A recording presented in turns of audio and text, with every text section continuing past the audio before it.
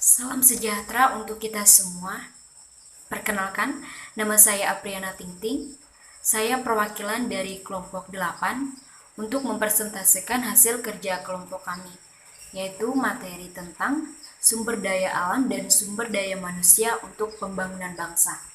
Adapun beberapa nama kelompok kami, yaitu Agus, Damianus Damian, Yusuf, Julius Tampu Bolon, Ceciliana Afriana Selen, dan saya sendiri Apriana Tingting. A. Definisi tentang sumber daya alam. Pengertian sumber daya alam. Sumber daya alam adalah segala sesuatu yang muncul serta alami yang dapat digunakan untuk pemenuhan kebutuhan manusia pada umumnya. Yang tergolong di dalamnya tidak hanya komponen biotik seperti hewan, tumbuhan, dan mikroorganisme, tetapi juga komponen abiotik seperti minyak bumi, gas alam, berbagai jenis logam air, dan tanah. Berdasarkan bagian atau bentuk yang dapat dimanfaatkan, sumber daya alam diklasifikasikan seperti berikut ini. A. Sumber daya alam materi, yaitu bila yang dimanfaatkan adalah materi sumber daya alam tersebut. B. Sumber daya alam hayati, ialah sumber daya alam yang berbentuk makhluk hidup, yaitu hewan dan tumbuh-tumbuhan.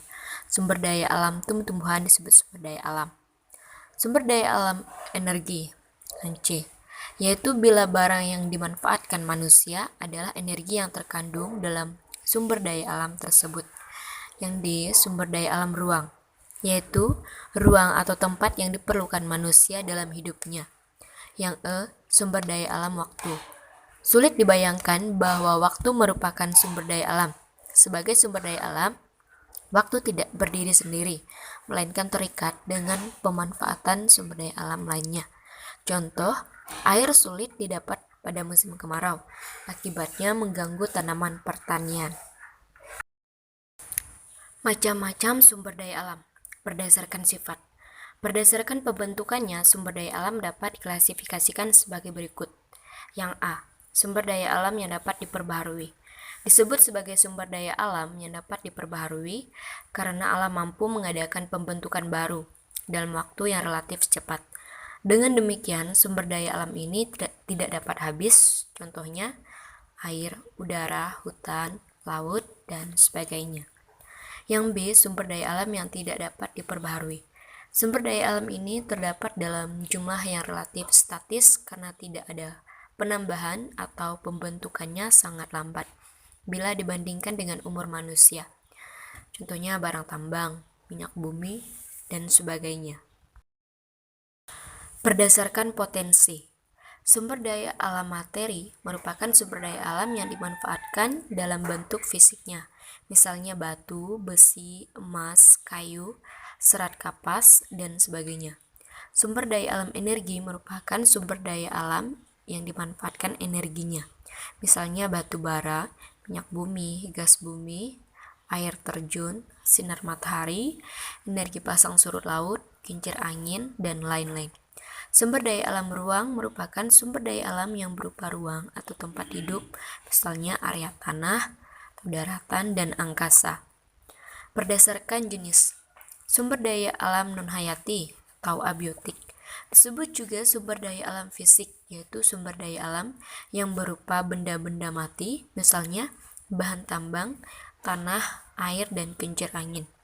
Sumber daya alam hayati atau biotik merupakan sumber daya alam yang berupa makhluk hidup, misalnya hewan, tumbuhan, mikroba, dan manusia.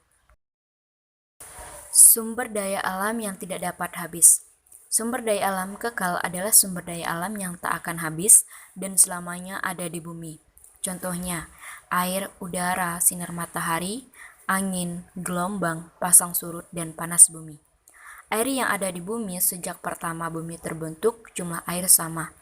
Air hanya berupa bentuk dari cairan di laut menjadi uap awan, turun menjadi hujan, ada yang menjadi es, ada yang masuk ke dalam tanah, dan ada yang mengalir ke sungai. Begitu pula sinar matahari.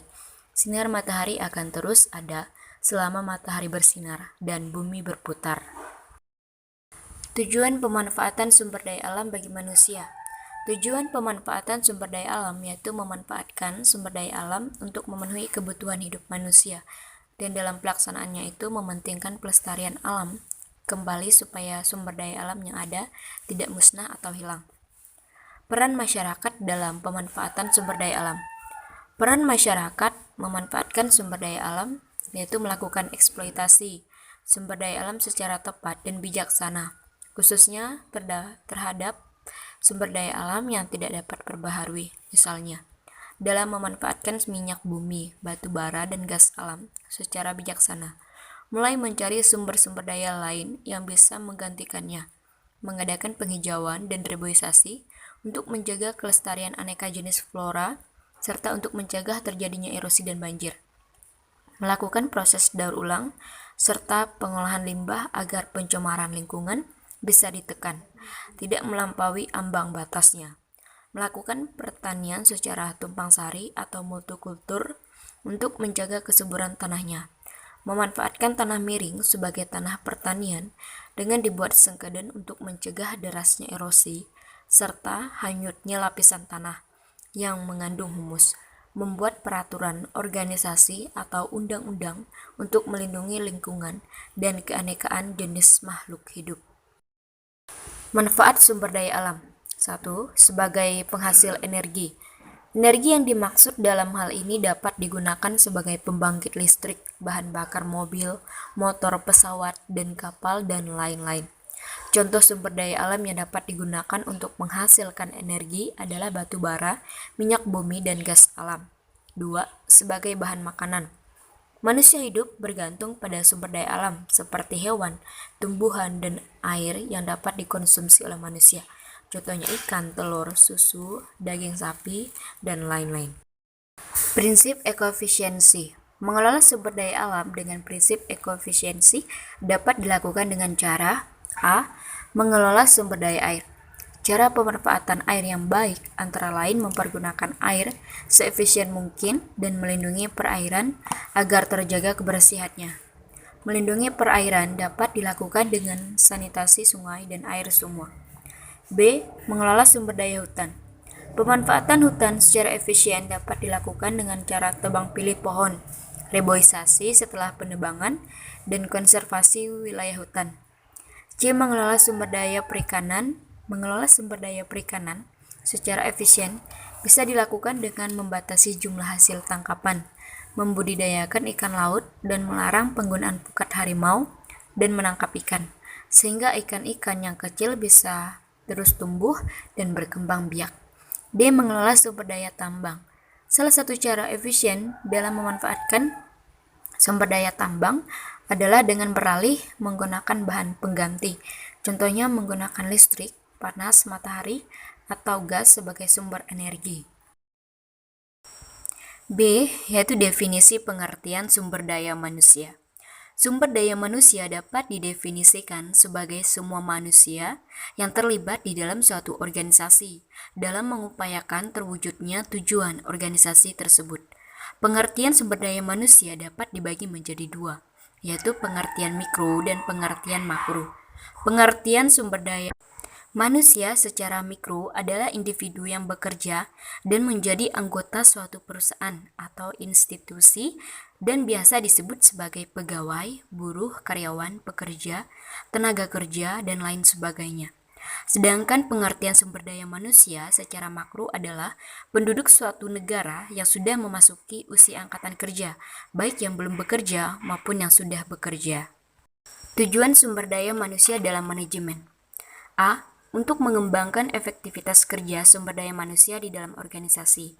B. Memperbaiki kualitas tenaga kerja dalam suatu organisasi sehingga dapat memberikan kontribusi lebih kepada organisasi. Yang C. Memberikan aturan kerja yang efektif dengan produktivitas tinggi kepada organisasi. D. Untuk menyeimbangkan antara tujuan masing-masing individu. Dan E. Menyelaraskannya hingga mampu bergerak dalam irama yang sama. F. Demi mencapai tujuan bersama itu, yaitu tujuan perusahaan. G. Untuk membantu para manajer fungsional dan manajer lini dalam mengelola seluruh tenaga kerja atau karyawan selaku sumber daya manusia dengan cara yang lebih efektif.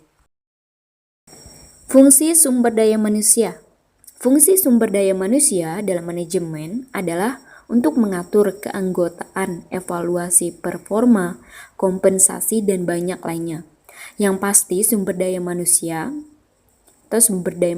adalah merupakan aspek penting yang tidak boleh dipandang sebelah mata dalam menjalankan sebuah perusahaan atau bisnis. Peran sumber daya manusia. Peran sumber daya manusia dan manajemen sumber daya manusia terbilang penting, yakni menentukan faktor produksi, membangun serta mengembangkan perusahaan. Jika tidak ada sumber daya manusia yang mumpuni dan memadai, pastinya secara otomatis perusahaan akan gagal meraih tujuan yang ingin dicapai. Selain itu, keberadaan dari sumber daya manusia ini juga merupakan faktor kunci dalam menentukan keberhasilan dan kesuksesan pada sebuah perusahaan atau organisasi. Konsep pengelolaan sumber daya manusia. Edwin B. Filippo menyatakan bahwa pengelolaan sumber daya manusia merupakan proses perencanaan, pengorganisasian, pengarahan, dan pengendalian dari pengadaan tenaga kerja, pengembangan, kompensasi, integrasi, pemeliharaan, dan pemutusan hubungan kerja dengan maksud untuk mencapai tujuan atau sasaran perorangan, organisasi, dan masyarakat. Prinsip-prinsip pengelolaan sumber daya manusia. A. Orientasi pada pelayanan. Dengan berupaya memenuhi kebutuhan dan keinginan sumber daya manusia, di mana kecenderungannya sumber daya manusia yang puas akan selalu berusaha memenuhi kebutuhan dan keinginan para konsumennya. B. Membangun kesempatan terhadap sumber daya manusia untuk berperan aktif dalam perusahaan dengan tujuan untuk menciptakan semangat kerja dan memotivasi sumber daya manusia agar mampu menyelesaikan pekerjaan dengan baik. C. Mampu menemukan jiwa entrepreneur sumber daya manusia perusahaan yang mencangkup 1. Menginginkan adanya akses ke seluruh sumber daya manusia perusahaan. 2. Berorientasi pencapaian tujuan perusahaan. 3. Motivasi kerja yang tinggi. 4. Responsif terhadap penghargaan dari perusahaan. 5. Berpandangan jauh ke depan. 6. Bekerja secara terencana, terstruktur, dan sistematis. Komponen sumber daya manusia. Tenaga kerja manusia pada dasarnya dibedakan atas pengusaha, karyawan, dan pemimpin. Pengusaha adalah setiap orang yang menginvestasikan modalnya untuk memperoleh pendapatan, dan besarnya pendapatan itu tidak menentu, tergantung pada laba yang dicapai perusahaan tersebut. Karyawan merupakan kekayaan utama suatu perusahaan karena tanpa keikutsertaan mereka, aktivitas perusahaan tidak akan terjadi. Karyawan berperan aktif dalam menetapkan rencana, sistem, dan tujuan yang ingin dicapai. Karyawan adalah penjual jasa atau pikiran dan tenaganya, dan mendapat kompensasi yang besarnya telah ditetapkan terlebih dahulu. Mereka wajib dan terikat untuk mengerjakan pekerjaan yang diberikan dan berhak memperoleh kompensasi sesuai dengan perjanjian. Posisi karyawan dalam suatu perusahaan dibedakan atas karyawan operasional dan karyawan manajerial atau pemimpin.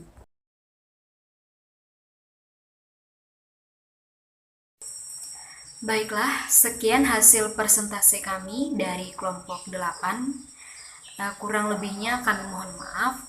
Semoga materi ini dapat bermanfaat untuk kita semua. Sekian dari kami, terima kasih.